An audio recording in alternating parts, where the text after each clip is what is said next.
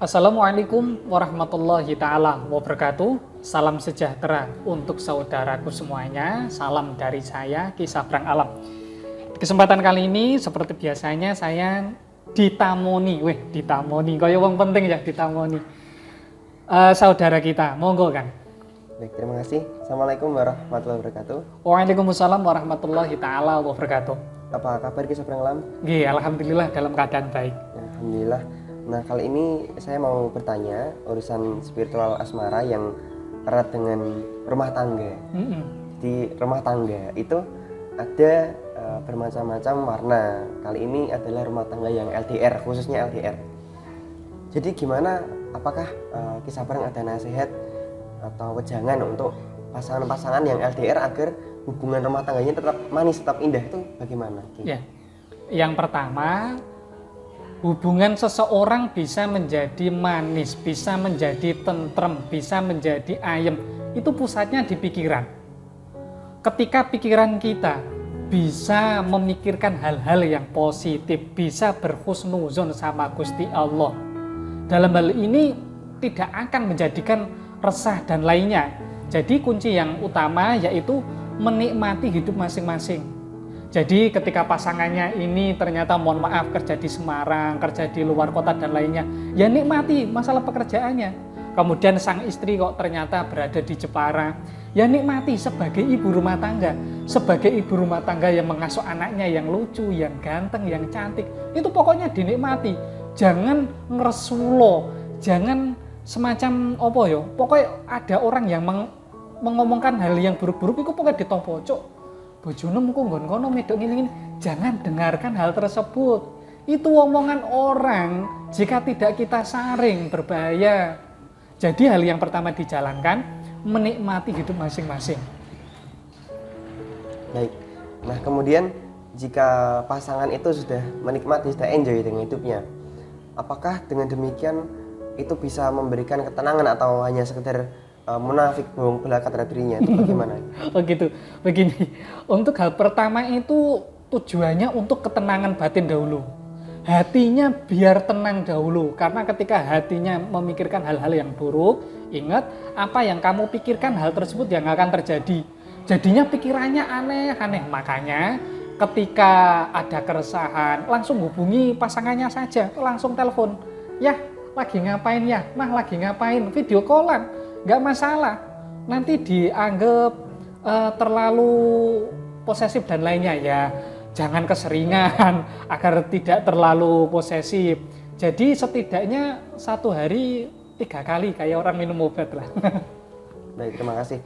Nah, kemudian kan ketika saya menanyakan kepada teman saya yang LDR itu kuncinya adalah komunikasi. Nah, komunikasi ini apakah benar kuncinya menjadi LDR? Nah, komunikasi yang bagaimana yang benar ketika kita menghadapi pasangan yang LDR itu gimana? Oke. Komunikasi yang baik yaitu harus dilandasi dengan rasa percaya. Karena mohon maaf, ternyata kalau sudah video callan terus berpikiran, loh nanti bisa saja selingkuhannya berada di bawahnya atau di sampingnya. Wah, ngawur ini. Makanya rasa percaya sama pasangannya ini harus dibangun agar nantinya ketika sudah komunikasi pikiran yang buruk-buruk itu tidak ada. Kok masih tidak percaya lagi? Pakai aplikasi Zoom atau apa itu loh yang bisa berkomunikasi secara luas. Jadinya akan jelas nanti kalau di bagian sekitarnya ada siapa itu kan bisa kelihatan. Kalau komunikasi itu tidak perlu ribet-ribet kok. Bisa melalui telepon, dahulu buktinya melalui surat aman-aman saja, tidak bermasalah. Apalagi zaman sekarang yang serba modern, malahan bisa menggunakan video call. Jadi hal ini tergantung orangnya kok. Kalau orangnya husnuzon, berprasangka baik sama Gusti Allah, insya Allah tidak masalah. Nah, kalau begitu saya mau menanyakan yang hubungannya erat dengan masalah keterbukaan, baik itu keterbukaan perasaan, emosi, masalah, kemudian yang terpenting gaji. Nah, apakah dengan terbukanya suami kepada istri tentang gaji yang didapat per bulan itu bisa pengaruh? Apakah hanya untuk kesenangan istri itu gimana? Gini, seorang istri itu membutuhkan kepastian dan juga kenyamanan.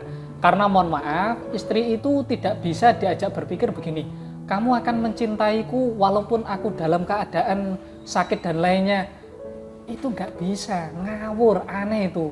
Istri pastinya akan tetap resah ketika sang suami sakit dan lainnya, ketika sang suami tidak memiliki uang. Lah, agar menjaga keyakinan tersebut, ya memang sebagian lelaki, tidak semuanya. Karena biasanya ada lelaki yang takut kalau gajinya itu diketahui istri semuanya. Sebagian lelaki memang ada yang memang memberitahukan gaji suaminya segini, tujuannya nanti ketika dalam keadaan darurat mereka itu dapat berpikir, oh nggak masalah, baru dicoba musibah ini, yang penting masih mempunyai celengan ini, semacam itu.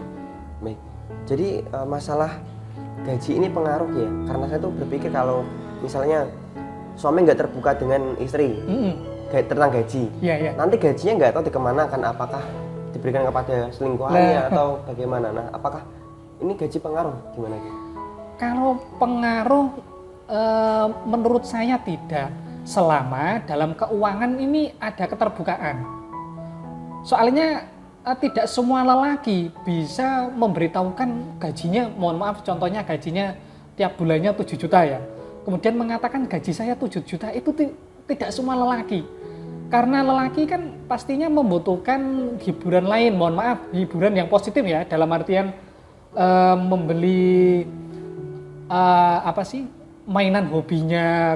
Jika hobinya ini mengkoleksi mainan-mainan seperti Power Ranger dan lainnya, mungkin kan biasanya ada yang semacam itu, memiliki kesenangan sendiri dengan menikmati gajinya untuk membeli hobinya. Jadi menurut saya tidak sebab utama lah. Yang paling terpenting keterbukaan masalah keuangan, itu yang paling terpenting. Baik, terima kasih. Nyambung lagi pertanyaan terakhir dari saya, apakah ada saran dari Ki Sabrang atau nasihat agar pasangan-pasangan RT bisa saling setia gitu? Bagaimana? Ya, untuk hal ini melanjutkan sebenarnya. Yang pertama, kebutuhan istri ini harus dipenuhi. Istri masih ngomel dan lainnya kan karena ada sesuatu yang tidak terpenuhi. Mohon maaf, jika kebutuhan secara biologis ya memang tidak bisa terpenuhi, mohon maaf melalui video. Jangan nanti video kamu itu dibajak sama orang, nanti disebarkan malah bahaya. Jadi memang untuk kebutuhan yang sifatnya biologis ya belum bisa, nanti video callan lah cukup untuk mengobati rasa kangen dan lainnya. Kemudian kita tidak memungkiri bahwasanya permasalahan itu pasti ada dalam rumah tangga, dan untuk hal tersebut salah satu cara agar menjaganya memang dengan memanfaatkan sarana tasbih mahabbah sakinah. Nanti insyaallah dengan agaman ini akan memproteksi dari hal-hal yang kurang baik dan akan menyuburkan benih-benih cinta yang ada di dalam diri pasangan, yang ada dalam diri suami dan juga istrinya. Cukup begitu saja sih untuk sesi pertanyaan kali ini. Baik, terima kasih atas waktu dan pembahasannya dari Ki Sabrang Alam. Dari saya mungkin cukup sekian ya. Oke, demikian pembahasan kali ini. Jangan lupa jenengan itu tekan tombol subscribe dan aktifkan notifikasi lonceng yang ada di bagian samping. Karena insyaallah channel ini channel bermanfaat yang akan memberikan video-video yang bermanfaat, video-video yang bagus lainnya. Kurang lebihnya saya mohon maaf. Wassalamualaikum warahmatullahi taala wabarakatuh. Salam sejahtera untuk saudaraku semuanya. Salam dari saya, Ki Sabrang Alam.